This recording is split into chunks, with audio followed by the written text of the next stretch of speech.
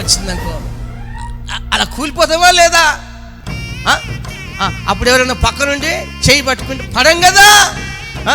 కాళ్ళు తొట్టినప్పుడు పడిపోయినప్పుడు అర్థమవుతుందా?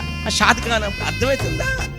పక్కన ఒక మనిషి ఉన్నాడు అనుకో పట్టుకుని, అయితే 24 గంటలు ఎవరు ఉంటారు పక్కన? దేవుడే. ఎవరు ఉంటారు?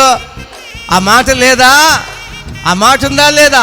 యెహోవా యందు భయభక్తులు గల వారి చుట్టూ ఆయన దూతలు కావలి ఉండి వారిని రక్షించును.